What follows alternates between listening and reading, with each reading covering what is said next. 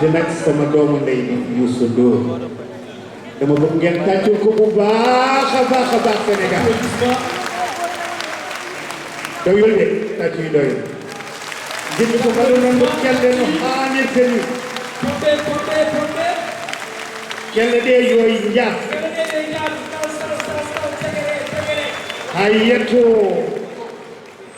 New York ha nane Paris nane Shanghai nane partout e nder aduna no tawno omo haandi hen e yette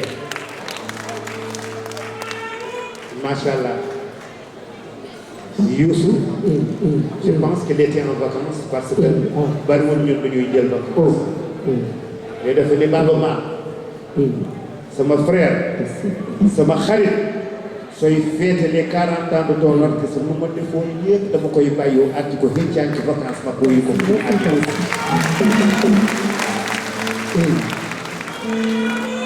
mais il y a aussi parce qu'aujourd'hui c'est les délégués aujourd'hui nous célébrons le Daande Leñol et quand on dit Daande Leñol c'est la voix du peuple, c'est en pulaar donc nous célébrons le pulaar. Et pour célébrer le pulaar, nous avons avec nous aussi Abou Dioubade qui est là avec nous aujourd'hui.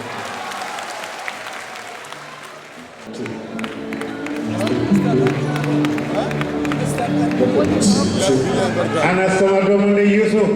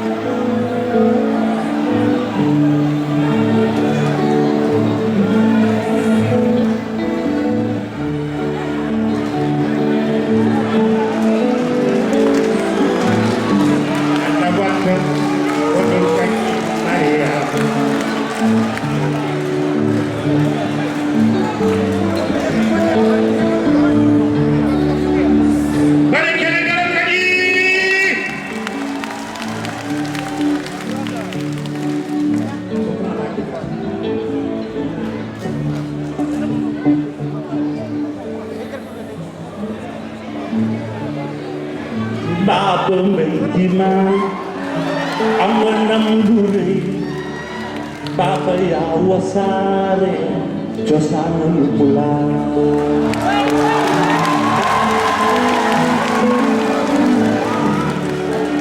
Fuuta naw nañ la Sénégal sargal nañ la Baba yaay ki siiwal cosaanul pulaar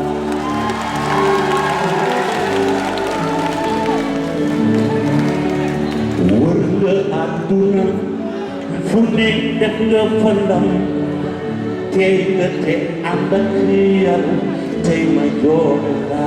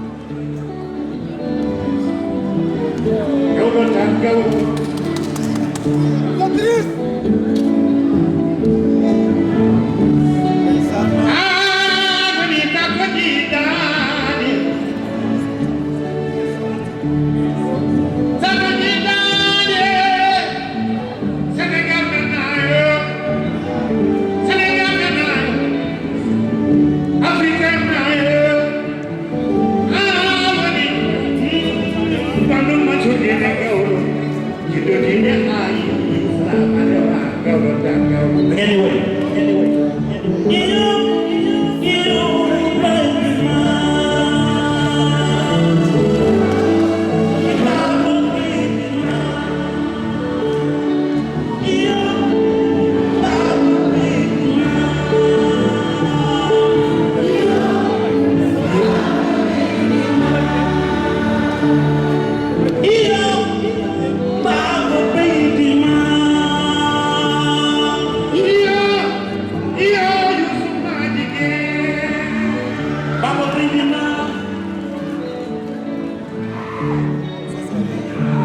Ya fonk sa réew ya fonk sa cosaan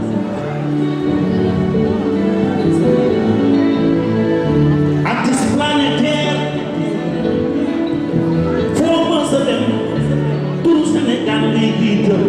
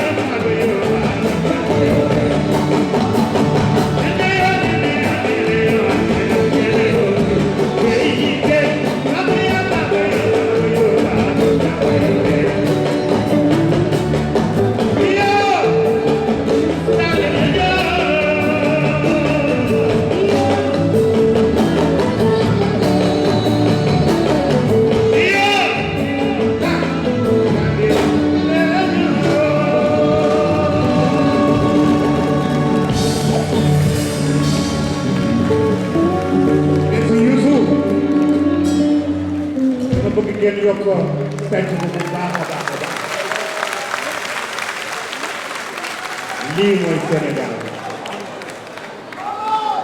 lii mooy Sénégal gis ci ñun dañoo bëgg la jeune génération démb macha allah yow moom bokkoo si ñii di xiiroo ko ngaayoo ñii di jëwante ñii di tooñante ñu roy ci ñun ñii nu ñu mel xam nga ne lii day su animosité nekkoon sama diggante bi Youssou Ndour du ko woyee ni ma ko woyee nii tey te macha allah nii laa mel ak Umar Pène nii laa mel ak Ismaïla Lo nii laa meloon ak Thione Seck je me rappelle anniversaire Daande Leñol Thione bu nekkee ci ay jafe-jafe dama dem teg ko ma ne Thione amuloo pour toog sa ruq da nga war a ñëw nit ñi teg sama fii gis nga fii la ñëw doomam bu tedd bu baax bi muy Waly Seck sama doom ñëw fekk suñu fii mu tey ci loxo bi mu ne ko na nga xam ne kii sa baay la ndax maanaam moom depuis Pikine la woon avant ñuy ñëw ci biir Dakar Sénégal nag nous allons couper le gâteau et je vais inviter Youssou Ndour à nous rejoindre pour couper le gâteau. Dès 40 ans, je vais inviter Sekouba Bambino à nous rejoindre pour couper le gâteau. Dès 40 ans du Daande Leñol, 40 ans où elle agit pas mal et les Daande Leñol ont sillonné l'Afrique et le monde pour accompagner la culture africaine en général. Ce soir, le Sénégal est très fier, le Mali est très fier, la Guinée est très fière, l'Afrique de l'Ouest est très fière, tous ensemble pour souhaiter un joyeux anniversaire à El Hadji Baba Mal et le Daande Leñol, à côté de Sekouba Bambino, à côté de Youssou Ndour, à côté de Hilaire Chabir. dama ni Sénégal ku tàccuwul lii ku sa xol seddul sa xol dootul seddati mu mukk. Youssou Ndour taxaw, El Hadji Baba Mal taxaw, Sekouba Bambino taxaw, Omar Wade taxaw, Hilaire Chabir taxaw, Jiri taxaw, Abou Djiba ñëw taxaw. Les ambassadeurs de la culture alpulaar. Aïcha, Abou Djiba, bon, joyeux anniversaire. Tu vas chanter joyeux anniversaire. Maman. Abou Djiba.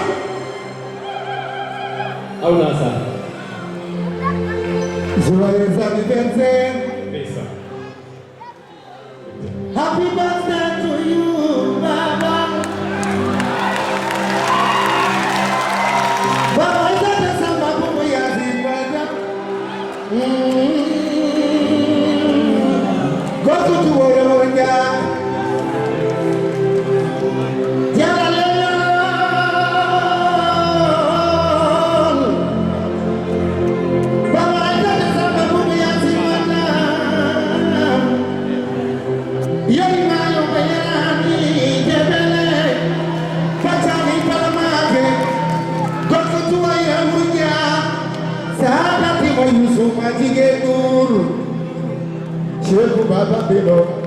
Happy birthday to you.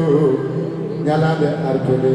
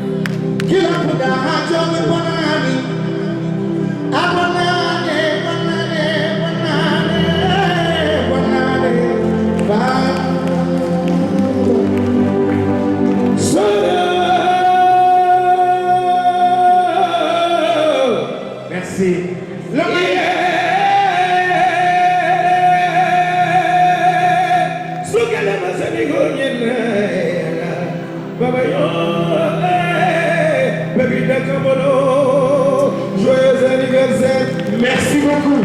Merci Youssou Ndour. Merci Sekouba Bambino. Vous restez sur scène. pour votre titre avec El Hadji Baba Mal. Aboudiba va venir tout de suite. Monsieur le président du conseil d'administration du Grand Théâtre, monsieur le directeur général, merci. La brioche dorée, merci.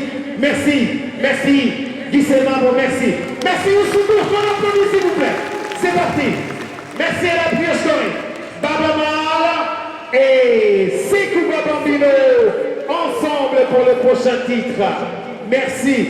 Hilaire Chabir, un hommage à vous.